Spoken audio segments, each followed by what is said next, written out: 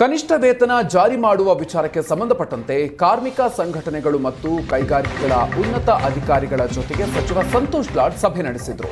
ಸಭೆಯಲ್ಲಿ ಕಾರ್ಮಿಕ ಇಲಾಖೆ ಆಯುಕ್ತ ಗೋಪಾಲಕೃಷ್ಣ, ಕರ್ನಾಟಕ ಕಟ್ಟಡ ಮತ್ತು ಇತರೆ ನಿರ್ಮಾಣ ಕಾರ್ಮಿಕರ ಮಂಡಳಿಯ ಮುಖ್ಯ ಕಾರ್ಯನಿರ್ವಹಣಾಧಿಕಾರಿ ಭಾರತಿ, ಜಂಟಿ ಕಾರ್ಮಿಕ ಆಯುಕ್ತ ರವಿಕುಮಾರ್, ಅಪರ ಕಾರ್ಮಿಕ ಆಯುಕ್ತ ಡಾಕ್ಟರ್ ಮಂಜುನಾಥ್, ಕಾರ್ಖಾನೆಗಳು ಮತ್ತು ಬಾಯ್ಲರ್ ಸಂಸ್ಥೆಗಳ ನಿರ್ದೇಶಕ ಶ್ರೀನಿವಾಸ್ ಭಾಗಿಯಾಗಿದ್ದರು.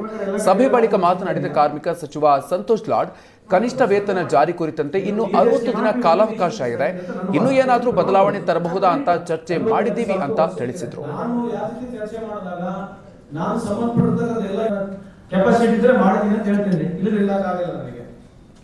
ಇಂಡಸ್ಟ್ರಿ ಬೇರೆ ಇವತ್ತಿನ ಸಭೆ ವಿಶೇಷವಾಗಿ ಎಲ್ಲ ಇಂಡಸ್ಟ್ರಿ ಬೇರೆ ಬೇರೆ ಇಂಡಸ್ಟ್ರೀಸು ಫ್ರಮ್ IT ಇಂಡಸ್ಟ್ರಿಯಿಂದ ಹಿಡಿದು ಎಲೆಕ್ಟ್ರಾನಿಕ್ ಇಂಡಸ್ಟ್ರಿಯಿಂದ ಹಿಡಿದು ಟ್ರೇಡ್ ಯೂನಿಯನ್ ಅಧ್ಯಕ್ಷರುಗಳೆಲ್ಲ ಸೇರಿಸಿದ್ವಿ. ಇಲ್ಲಿ ಕರೆದಿರ್ತಕ್ಕಂಥ ಉದ್ದೇಶ, ಮೊನ್ನೆ ತಾನೇ ನಾವು ಈ ಮಿನಿಮಮ್ ವೇಜಸ್ ಪ್ರಿಲಿಮಿನರಿ ನೋಟಿಫಿಕೇಷನ್ನ ಜಾರಿ ಮಾಡಿದ್ದೇವೆ.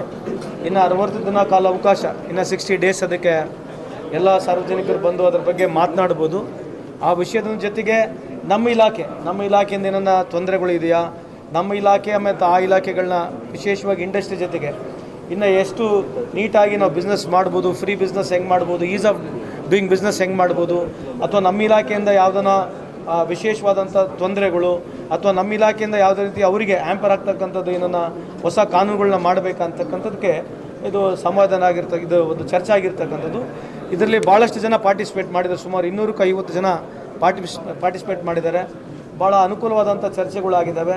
ಕೆಲವು ಸಜೆಷನ್ಸ್ಗಳು ಭಾಳ ನಮಗೆ ಅನುಕೂಲ ಆಗ್ತಕ್ಕಂಥದ್ದು, ನಮಗೆ ಸಾರ್ವಜನಿಕರಿಗೆ ಅವರಿಗೆ ಅನುಕೂಲ ಆಗ್ತಕ್ಕಂಥ ಸಜೆಷನ್ಗಳು ಏನು ಕೊಟ್ಟಿದ್ದಾರೆ ಅದನ್ನು ಮುಂದೆ ಬರ್ತಾ ದಿನಗಳಲ್ಲಿ ಇಂಪ್ಲಿಮೆಂಟ್ ಮಾಡ್ತೀವಿ. ಅದಕ್ಕಾಗಿ ಕರೆದಿರ್ತಕ್ಕಂಥ ಸಭೆ ಇದು. ಕೈಗಾರಿಕೆಗಳ ಉನ್ನತ ಅಧಿಕಾರಿಗಳ ಜೊತೆಗೆ ಸಚಿವ ಸಂತೋಷ್ ಲಾಡ್ ಸಭೆ ನಡೆಸಿದರು.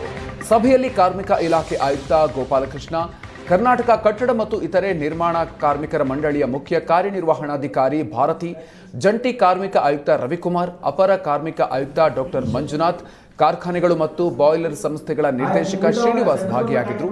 ಸಭೆ ಬಳಿಕ ಮಾತನಾಡಿದ ಕಾರ್ಮಿಕ ಸಚಿವ ಸಂತೋಷ್ ಲಾಡ್, ಕನಿಷ್ಠ ವೇತನ ಜಾರಿ ಕುರಿತಂತೆ ಇನ್ನು 60 ದಿನ ಕಾಲಾವಕಾಶ ಇದೆ, ಇನ್ನು ಏನಾದರೂ ಬದಲಾವಣೆ ತರಬಹುದಾ ಅಂತ ಚರ್ಚೆ ಮಾಡಿದ್ದೀವಿ ಅಂತ ತಿಳಿಸಿದ್ರು.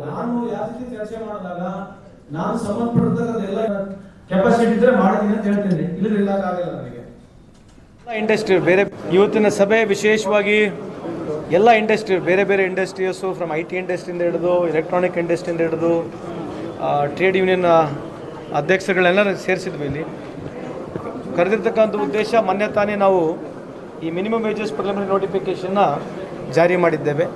ಇನ್ನು 60 ದಿನ ಕಾಲಾವಕಾಶ, ಇನ್ನು 60 ಡೇಸ್ ಅದಕ್ಕೆ ಎಲ್ಲ ಸಾರ್ವಜನಿಕರು ಬಂದು ಅದರ ಬಗ್ಗೆ ಮಾತನಾಡ್ಬೋದು.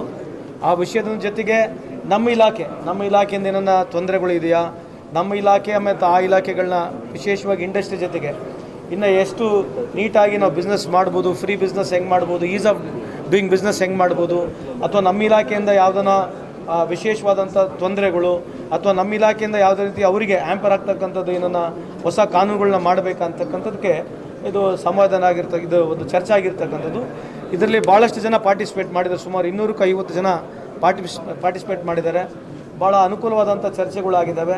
ಕೆಲವು ಸಜೆಷನ್ಸ್ಗಳು ಭಾಳ ನಮಗೆ ಅನುಕೂಲ ಆಗ್ತಕ್ಕಂಥದ್ದು, ನಮಗೆ ಸಾರ್ವಜನಿಕರಿಗೆ ಅವರಿಗೆ ಅನುಕೂಲ ಆಗ್ತಕ್ಕಂಥ ಸಜೆಷನ್ಗಳು ಏನು ಕೊಟ್ಟಿದ್ದಾರೆ ಅದನ್ನು ಮುಂದೆ ಬರ್ತಾ ದಿನಗಳಲ್ಲಿ ಇಂಪ್ಲಿಮೆಂಟ್ ಮಾಡ್ತೀವಿ. ಅದಕ್ಕಾಗಿ ಕರೆದಿರ್ತಕ್ಕಂಥ ಸಭೆ ಇದು.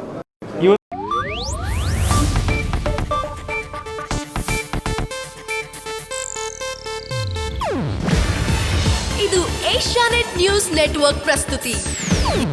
ನೀವು ನೋಡ್ತಿದ್ದೀರಾ ಏಷ್ಯಾನೆಟ್ ಸುವರ್ಣ ನ್ಯೂಸ್.